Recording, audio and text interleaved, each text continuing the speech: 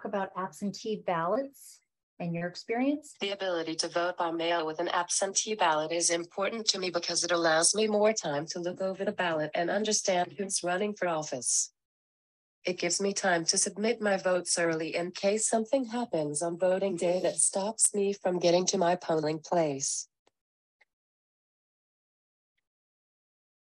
Why don't you tell everybody about when you vote at the polling place? I need assistance in marking my ballots. When I do vote in person, I appreciate the accessible voting booth where I can sit and someone can help me mark my ballot accurately. I also love seeing my ballot slide into the ballot collection machine. Her favorite part is feeding it into the ballot machine and seeing the ballot get sucked in. All right, Chloe, why don't you share a little bit about how you get to meet the candidates? I also love seeing my ballot slide into the ballot collection machine. I enjoy attending local meet and greet events where I can introduce myself to candidates who will represent me. It lets them know that I am a real person and my needs in the community matter just like everyone else.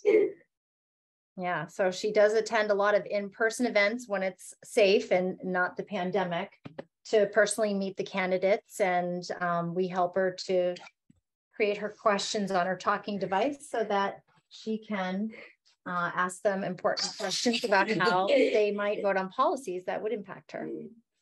I'm Jennifer Bertrand, Chloe's mom and guardian. And I'm Sean Bertrand, I'm Chloe's dad. We live in Mount Vernon, New Hampshire. We know how important it is to get out and vote, and every vote counts.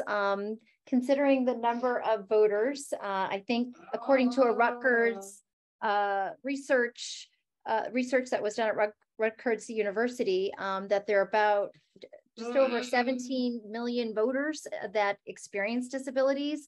And the gap between people with disabilities and people without disabilities that vote, it's closing. So more and more disabled voters are voting. There's still some challenges. It's so important that we train our polling people to support access to people with disabilities.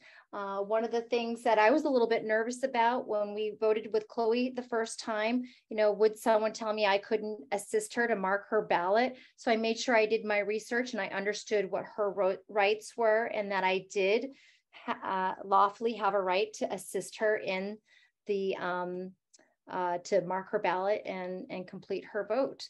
And if you find that there are accessibility challenges or they're not providing all the accessibility that they should be providing, approaching folks in your town in a supportive, encouraging way is really effective to help them to plan ahead in future elections to make sure all the necessary equipment is there, it's been tested, and it's working.